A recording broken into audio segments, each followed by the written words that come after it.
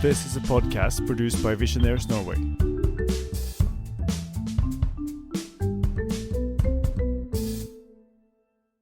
Hello everybody, and thank you for showing up for the third episode in the second podcast season produced by Visioneers Norway. My name is Thomas Tvedt, and I'm the one behind these episodes. So if you have any questions or comments, you can contact me or us through our webpage at www.visioneers.no. In the two last episodes, we were talking about the parents, and now we're going to go back and focus more on the users, if you will. If you are a blind individual and you want to improve your echolocation skills, you want to improve your mobility skills, you want to improve whatever skill, this is the episode for you. This is where you go from having learned something to improve those skills. So without further ado, here is Daniel Kish and myself.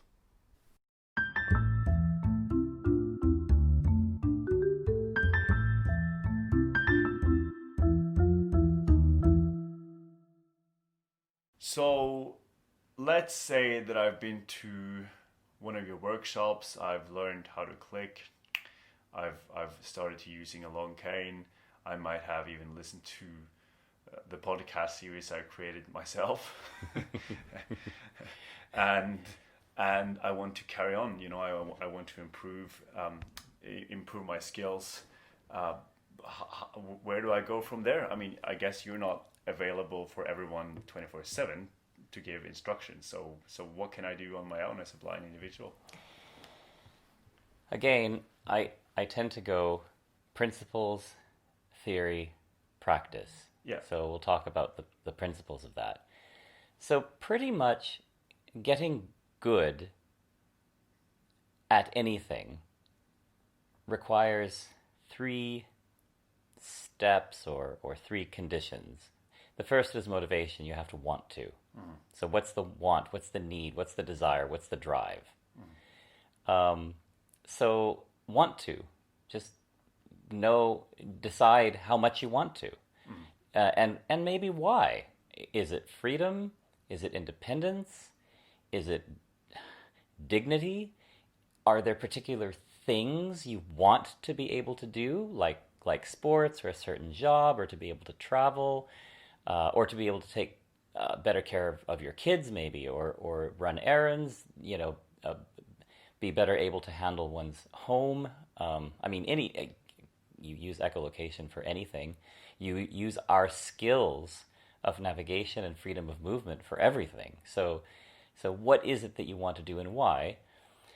So the first is motivation. The second is opportunity to practice, making use of opportunities to practice or creating opportunities for practice. So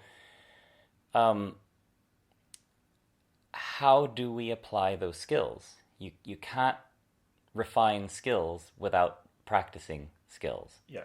So I'll come back to that one. And the third thing is increasing the challenge. So challenging conditions. We given any skill, we refine that skill when we challenge ourselves to refine that skill. So it's sort of like practice plus, if you will. So learning, flash sonar or just the general process of freedom of movement, that's really like learning any skill. Say you wanted to learn a foreign language, or you wanted to learn to play a musical instrument, or you wanted to learn a sport, just to name three examples. Mm-hmm. You need to want to, you need practice. Who learns how to play a musical instrument without practicing that instrument, right? If you're learning a language, you can't learn a language if you don't actually use the language. And then challenging circumstances. So there's one thing practicing in the safety and confines of your own home. It's quite another thing to perform. For example, if you're a musician, that's the level of challenge. That's creating the challenge. Or using a foreign language actually in a real situation with someone who speaks that language. That's another example of challenging yourself. So, or playing a sport, again, performance, actually going out there where people are watching you, live or die by your performance. Yeah. So now, I have to say that learning echolocation or learning to move freely and comfortably is easier than any of those other things. It's just people pick it up faster, they pick it up more easily, even though it may seem scary to a lot of people. There may be some anxiety around it for a lot of people. Over and over and over and over again, for the most part, I see that it's much easier for people to learn to do this, and they start making gains very quickly in the process. What we often see is that people come to a workshop, or they do a 2 or 3 or 5 day training with me or with one of our instructors, and they do make considerable progress during that time, and then they just go back to their old ways, let's just say, the way that they were always doing things. Maybe it's being overguided, maybe it's only traveling routes, maybe it's not really traveling very much. And then the skills just fades. So we have to be willing to change how we do what we do. And what are those changes that need to happen?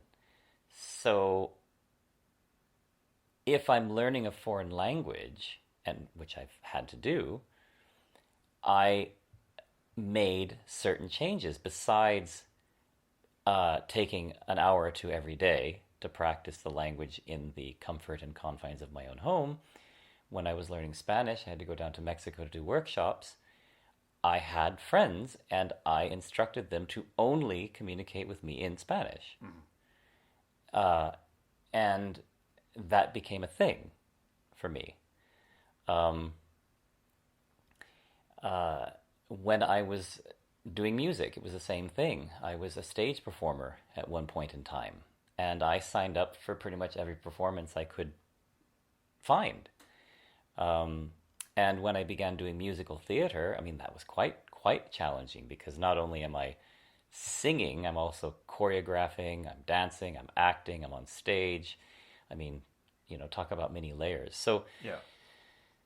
So those, theoretically and practically, those are 3 really important things to evaluate. How are we doing what we're doing? Now, to get down to sort of the life changes, are we always on our spouse's arm? Are we always guiding around our children? So if you're a parent and your child has just gone through one of these workshops, this isn't a magic bullet. Well, it almost is a magic bullet, actually. It does make profound changes to the brain in a very organic way, but the brain, in its organicness, will just go right back to the way it was if we don't maintain those changes. So are we always guiding our children? Are we always directing our children? What supports do we have in place that make it unnecessary for our children to maintain and apply these skills? And to be honest about that, whether it's a spouse or whether it's our children. And it's not, of course, it's not just about echolocation. It's about using arcane. It's about being willing to, frankly, to make mistakes. So we go out, we go somewhere, and then maybe we lose our way or we become confused. There's a frame of mind that has to come into play where we convince ourselves that it's okay, because this is a stepping stone for becoming more effective. And again, it's the same as learning a language or learning musicianship or a sport. success is built on a succession of mistakes. Success is built on a mountain of mistakes, some would say. And so freedom of movement is ever a leveraging or a mounting of learned mistakes, I suppose. I mean, we've all made them. So, and I think the final thing really for this is realizing that freedom of movement cuts across really everything. Because we're not just talking about mobility as a subsection of life. We're not just talking about echolocation as a subsection of life, or using our cane as a subsection of life. What we're talking about is personal freedom. Yeah. Freedom of choice. Freedom of self-direction. We call it self-directed achievement. Freedom to achieve what we want, when we want, how we want. So all the rest of this are just pieces to that much larger puzzle, much larger whole. So I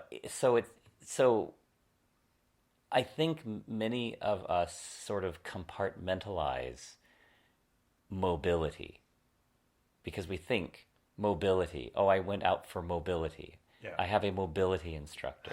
I use my cane during mobility, and really that sort of thing. And mobility is just movement. We're moving all the time. We're physically moving all the time, especially kids are moving all the time.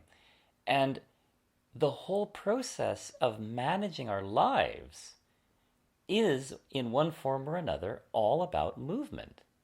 So it isn't just, oh, I use echolocation for this particular thing, or I use it that time of day, or yeah, I use my cane when I walk to the mailbox, or whatever. It's, I move. I move all the time. I go places all the time.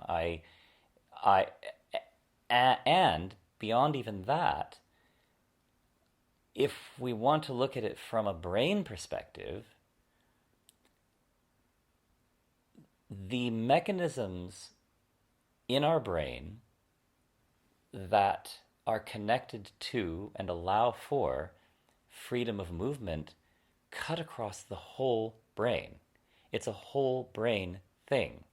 It cuts across our thinking capacity. It cuts across our, it's called executive function, basically how we manage our affairs, how we manage ourselves through life, how we make decisions in our lives. This freedom of movement business occupies pretty much every mechanism, every aspect of brain and body. And I mean, it's not just me being overzealous about it. It's brain science, really. There's a reason why children, no matter what their condition, are highly mobile creatures. They're wiggly, they're jiggly. I mean, even newborns are not still. They don't even have control over their arms and legs. But they're not still. They're constantly in motion. Well, even before they're born, they're constantly in motion. And there's a reason for that. So this is how neurology develops. This is how neurology connects. This is how the entire body builds and improves upon itself. And the self-directed piece of that, the intentional piece, the part that says, this is what I want to do, this is where I want to go, this is how I want to get there, that's really kind of the foundation of the whole thing. It's the personal choice part. So freedom and personal choice go together. Movement is attached to freedom, and the pieces of movement are how we actually do it. Do we use our cane? Are we using echolocation? Do we get directions? Are we using a map? Are we using a compass? Are we using a GPS app? Are we using memory from having been there before? All of those things come into play. But none of them come into play if we don't do it. So the short answer, and it may sound trite or elementary, is you have to do it. You just have to do it. And it's like learning anything. It's easier than learning most things, but it's like learning anything. You have to do it or you won't learn it. And yeah, that's pretty much what I would say. Is there any, if you're learning an instrument or if you're doing sports, they will say you have to work this many hours, you have to do these exercises. Are there specific, echolocation exercises, cane exercises that you would recommend? Or is it basically discovering what you want, what's my desire, and then just go from there?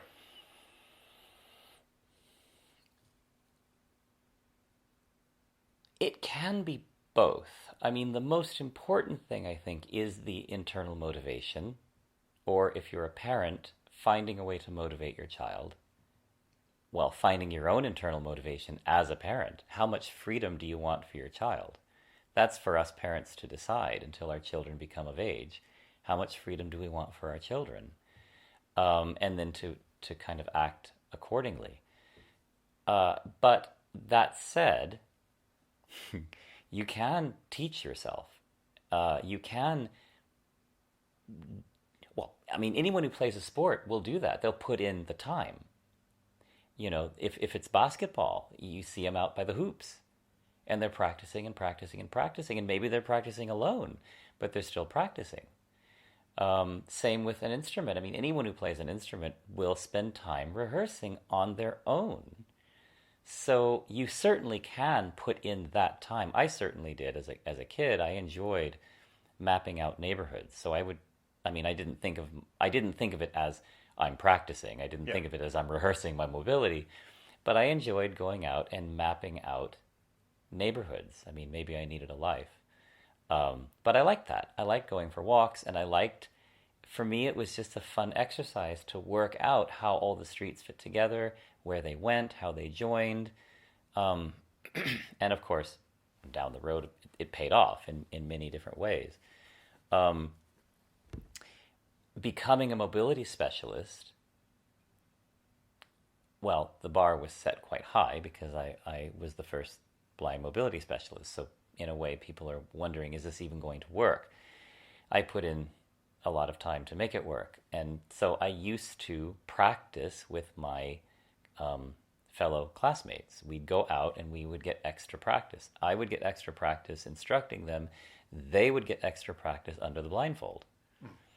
And so we did that.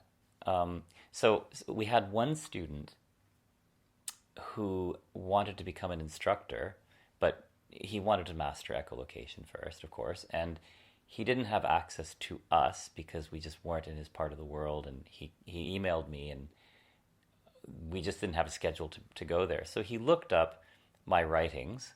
This would have been years ago, 2006, 2007. He looked up my writings, and from my writings,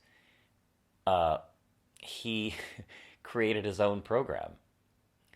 And to hear him talk about it, so he was highly, highly, highly motivated. He'd lost his vision not long before. He was about 26.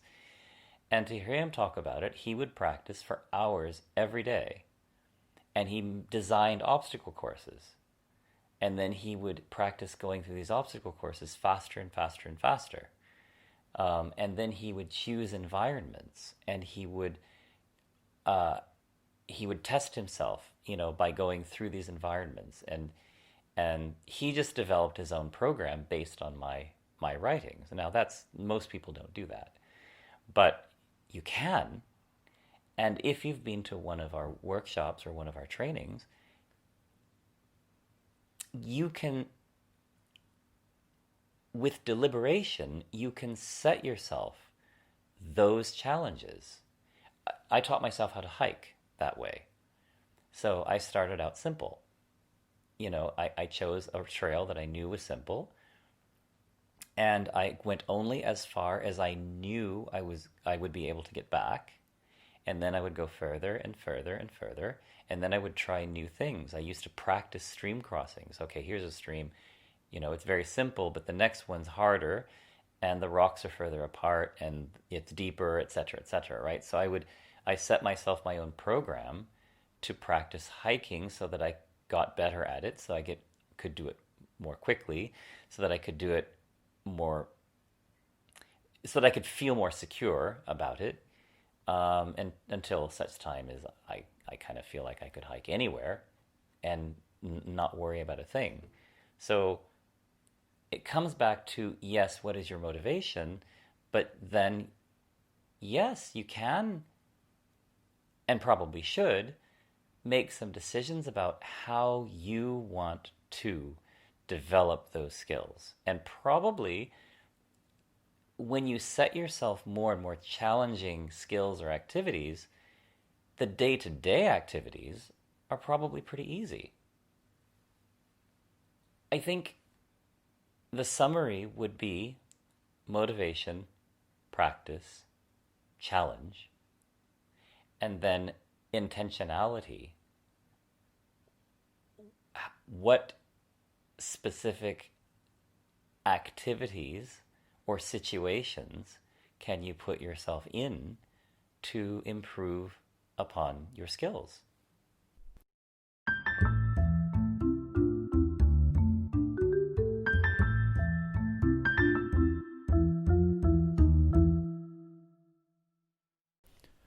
Motivation, practice, and challenge.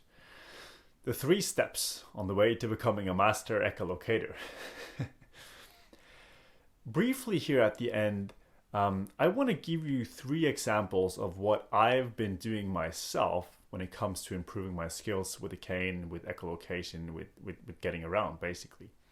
I'm born blind myself, and I've met Daniel a few times, attended his workshops, and also started on becoming an instructor under him. So I've been supervised by him and have spent some time with Daniel.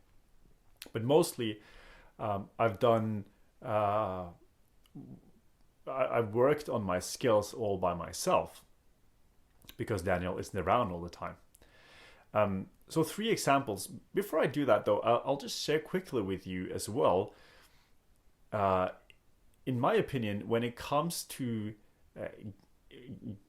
getting more freedom, when it comes to becoming more independent as a blind individual, there are many aspects to that. And 2 of these aspects I want to point out because firstly, obviously, it's a practical aspect of learning new skills.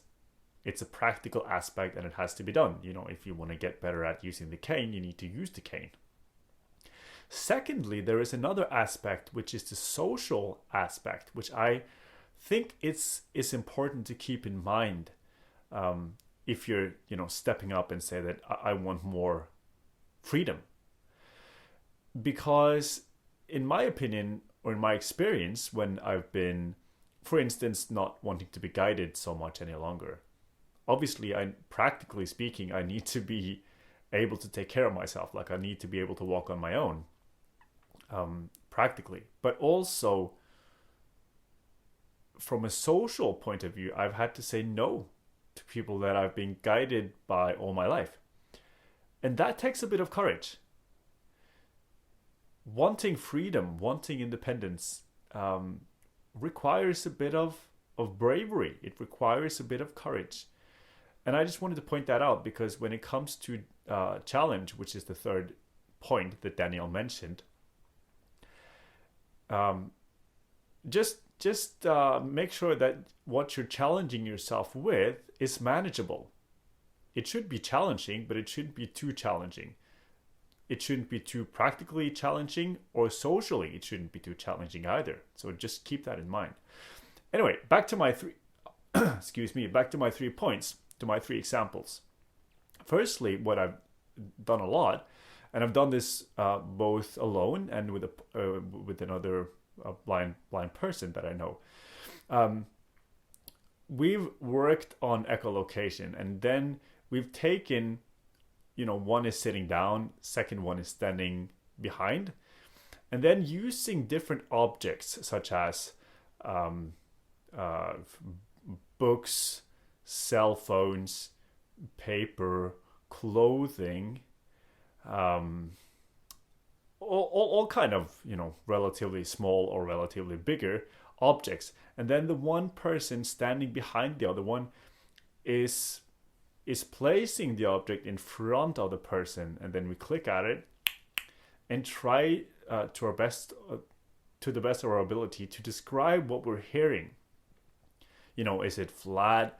Is it hard? Is it soft? Is it curved? How big do you think it is? Those kind of questions. And then also moving the things about so that they are either in front of you, or they are to your left or to your right, or above, maybe how far away are they, stuff like that. And I mean, it's not that exercise is kind of refining your skill.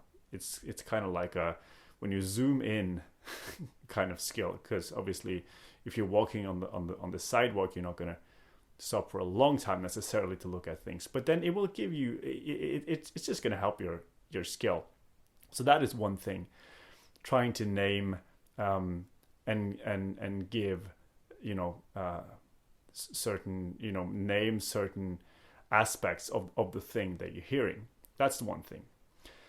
Secondly, I've been going out more than I used to, and I've been going out only with my cane and my cell phone, so that I have a GPS at hand if I should so need to, and then walking around my neighborhood.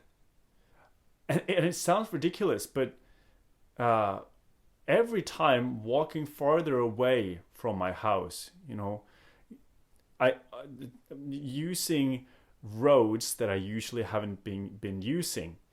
One thing I've been doing is checking on Google Maps or any other GPS apps at first. Is it possible to get through where I'm getting to using different routes? And when that seems to be the case, then I think, okay, let me see if I can figure that out.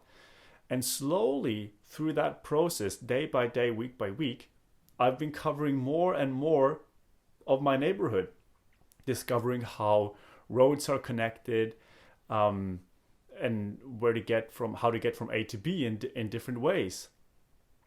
And I think by doing that in your own neighborhood, you will be better suited. You will be better skilled when you're going out in places that you don't know. So that's one thing. And also, after a while, I've also, coming back to challenge, I've left my phone at home, only going out with my cane, walking further away from my home every time, stuff like that. Thirdly, it's a small thing, but I think it's important. And this comes back to the social aspect that I mentioned earlier. I've started saying no when my friends, when my family, when people that I know ask me if I wanted to be guided. And funnily enough, I've realized that many times it's not that they ask me if I want to get guided. It's that I just assume that they will guide me. And then saying to myself, no, actually, I will walk by myself. In doing that in bigger and bigger chunks of time,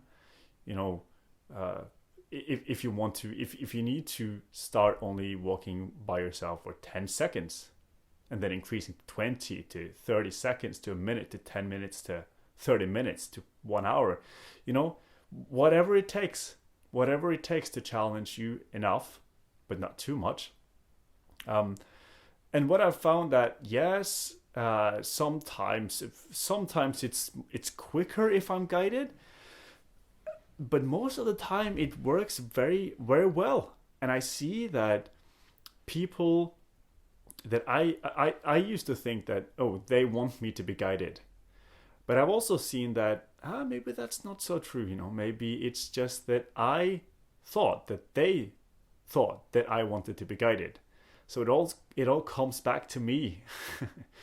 And I think that's also the case, that it also, in many cases, it comes back to us as blind individuals. that we need to be clear on what we want. And if we don't want to be guided, well, let's stop being guided. So those are my three, the three things on the top of my head when it comes to what you can do. Use objects to work on your echolocation inside. Go out for walks in your neighborhood, or maybe travel places that you don't know. And thirdly, see what happens if you're not guided. See how you find that. Obviously, there are loads and loads of things you can do, but these are the 3 points that I come up with. So I hope you find this episode inspirational, and if you have anything that you want to share, if you tried any of this, please let us know. You have listened to a podcast produced by Visioneers Norway. Please follow us on Facebook or check out our webpage at www.visioneers.no if you have any feedback or want to support the work that we do. Thank you for listening.